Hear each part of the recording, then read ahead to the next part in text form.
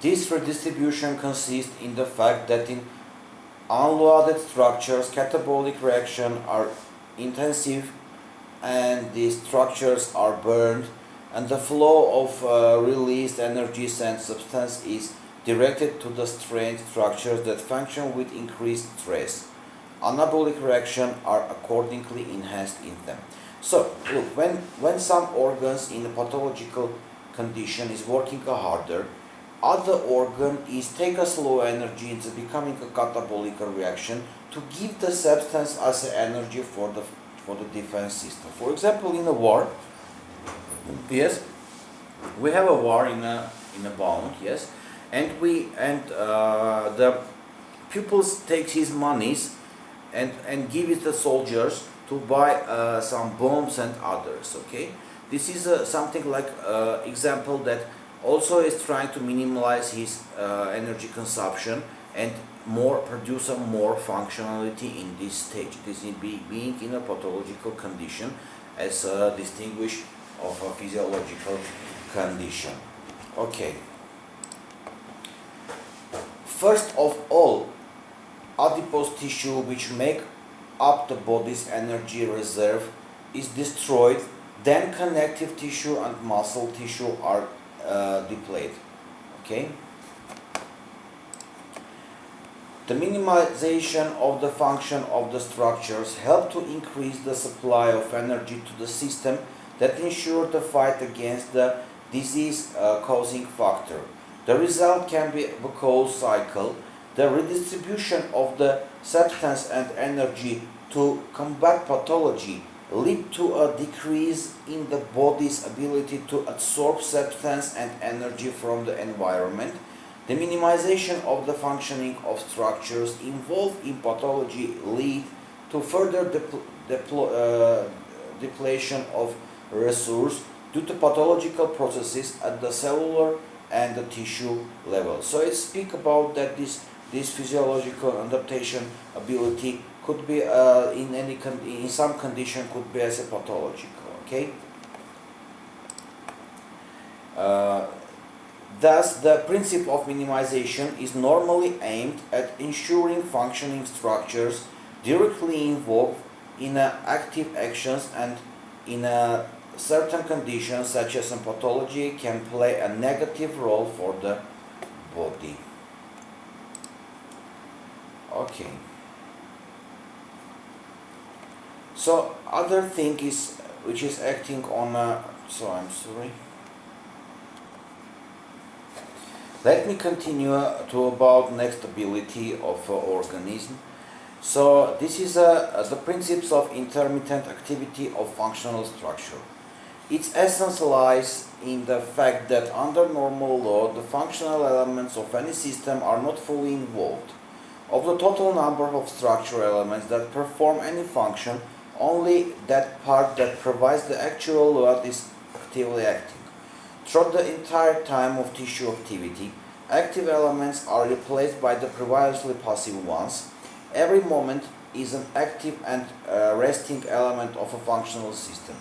With an increased load on a system, that number of active elements increase due to the inclusion of passive ones. And with the decrease in the load, the number of active elements decrease. This principle operates at the level of the body, from a molecular to organismic. At each moment, the norm is the number of the functional elements corresponding to the size and type of a load. So, do you know about the renal pathologies? For example, when a renal structure we are not working normally in a renal, yes, but sometimes with renal need to more functioning, the sleeping organs, the sleeping cells are waking up and the renal functioning more. So in easy word, it is about, so let's imagine the situation. For example, there is one factory. They working the workers. Yes, some workers are functioning, working. Other workers are relaxing, sleeping. Yes, and after some time, the relaxing workers coming to the factory working, and these workers coming and sleeping. So it is also doing in a functioning organs. So when in hyperfunction or in hyperfunction condition, all the workers are working, all cells in the body is trying to work, and it is doing in a fast adaptation stage. And when becoming a slow adaptation stage, this worker is becoming more and more. Yes, the factor need more workers, and being a hypertrophy or the hyperplasia. So let me speak about special non-specific reactions of organism. What is a non-specific reaction? Non-specific reaction of the organism have arisen in evolution and are inherited. Their meaning is to protect the body, and their are used whenever a pathological situation arises. There are at least 5 such non-specific situations, 5, yes, and they all develop with the participation of the nervous and neuroendocrine system. I'm sorry. So first of them, first is fifth is the parabiosis. At first, parabiosis, pathological dominant, neurogenetic dystrophy, violation of corticovisceral dynamics, and stress. Okay.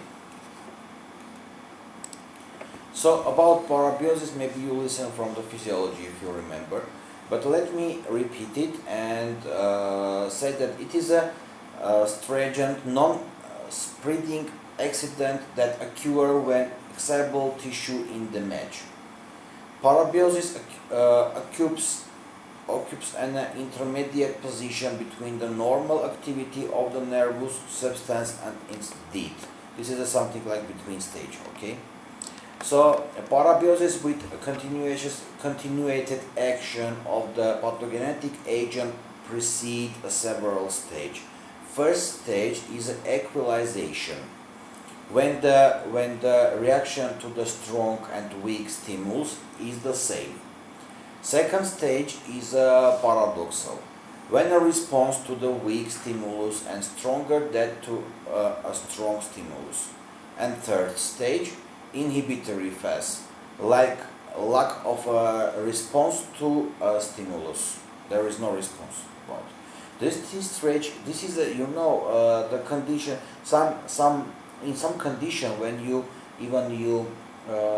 some pathologies, for example, arrhythmia, muscular pathologies, nervous system, neurosis, psychosocial pathology, you can see the clinical signs which is acting as a parabiosis ability. So at first stage, when we say in normal condition, when we touching a little, we see a little answer. When we touching, for example, affecting harder, we see a harder big answer. So in parabiosis first stage, the organism, organ cell, and some substance is acting as answering as equivalent when we touching a little or touching a harder. So we see same level of answer. In second stage is paradoxal stage, when you touch a little, you see a big answer, vice versa. When you touch a higher, bigger, you see a little answer. Do you notice there is something which is not good example, but it maybe it shows a good. When you very hard, doing a very hard work, yes, and you something being in a very hard sleep, in pathological sleep, if we can say. I know you understand. Yes, and when somebody is speaking near you to your ear in a very high voices, at morning you say, we haven't any, you are not wake up, you haven't listened, there is no reaction. But when somebody is sleeping, somebody is saying something in a little voice level, even you in hardest sleep, you hear it. Yes, so it could be a vice versa. So parabiosis is something like between the pathological and physiological condition, but this is just the example that show you the paradoxal reaction of the second stage of paradoxis. And the third stage, there is no reaction.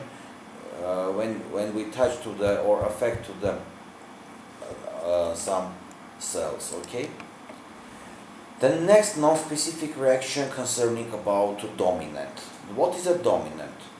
The presence in the central nervous system of a dominant focus of excitation, which is as it were subordinates all other centers in itself, can cause many pathological phenomena. I'm sorry. So for the dominant focus are characteristic: increased accessibility, the persistence of the excitement, tendency to summation of incoming impulses, inertia of stagnation, and induction inhibitory of other nerve centers not included in the dominant system. So ability of dominant is a very big in the medicine, very important, even now in neurology and all in medicine. You know, for example, do you hear about neurosis with phobia? Yes? And even signs in schizophrenia, even signs in harder neurosis. When, for example, phobia, if somebody, some patient has a phobia, it's a dominant area in his brain.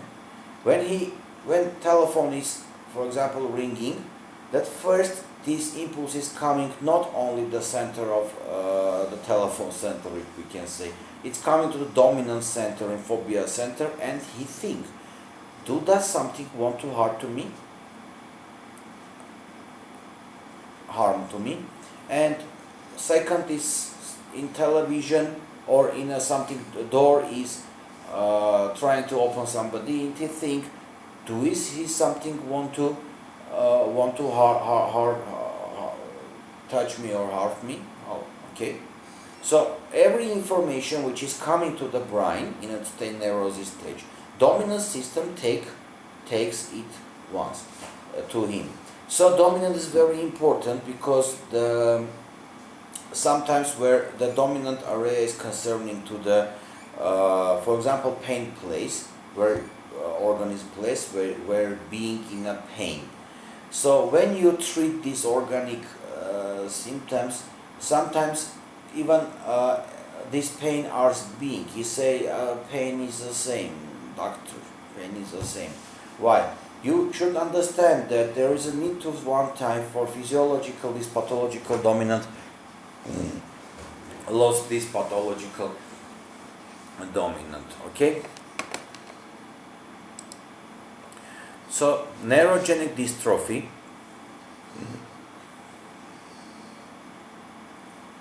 There is some Russian scientist Speransky.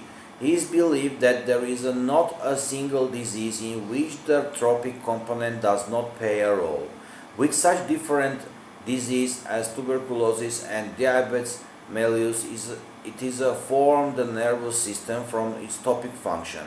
That tissue sensitivity to insulin depends in one case and its resistance to tuberculosis basic on others.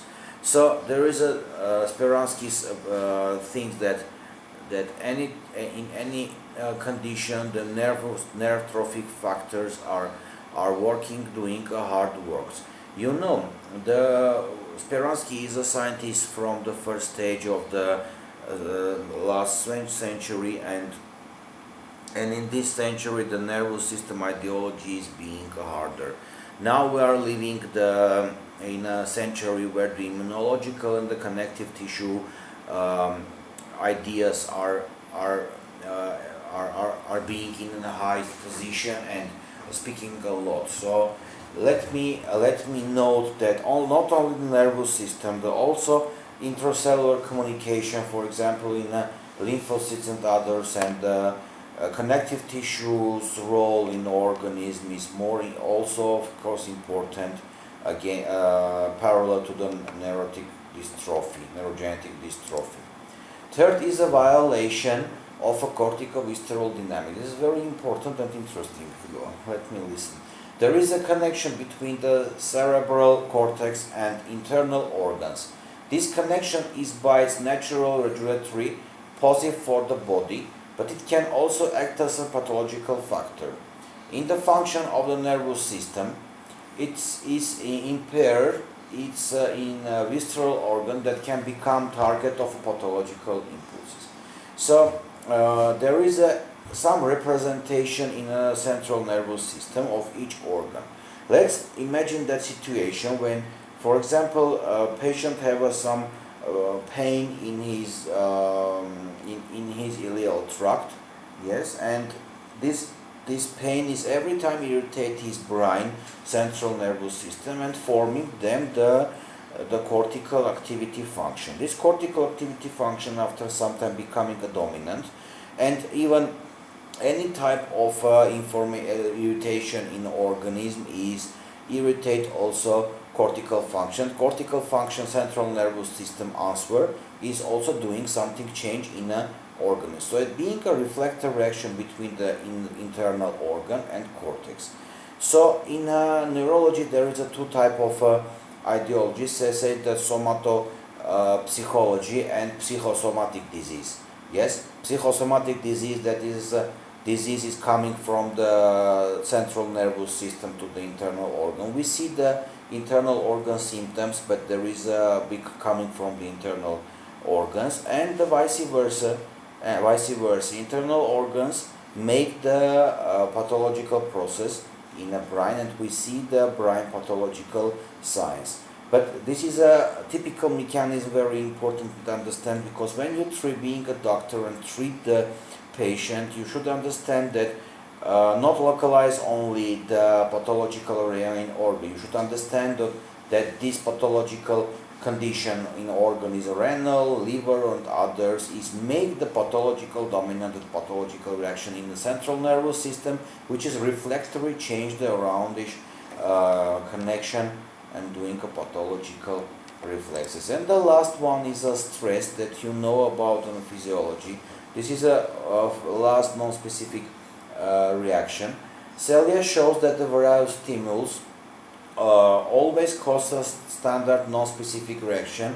In all cases, this is the release of corticotropin hormones from the pituitary gland, to which the adrenal cortex respond, which increase production of hormones. It is an action that the gains is not too long and not too strong. Adrenal hormones only help the body to adapt to the circumstances. So there is I will speak about stress very pointedly in next lesson. You know about stress in the physiology. So what is main things about Zella, that every disease he noticed that each infection disease, when he's starting, all of the infection disease view is similar. And he noticed that this view forming by the stress factor, which is involved in the pituitary and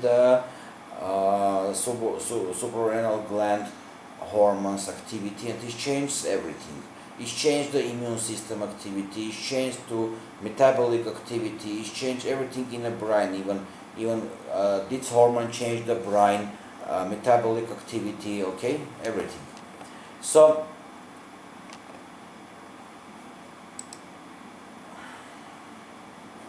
a number of authors said that trace reaction, next ability. A number of authors also identified trace reaction. If a certain amount of tetanus toxin is introduced to the animal extreme, which does not cause the generalized changes, but only the phenomena of the local tetanus, when this local phenomenon fades after a while. However, subsequently in such an animal, completely different pathogenic agents, nervous trauma, cause a relapse the tetanus.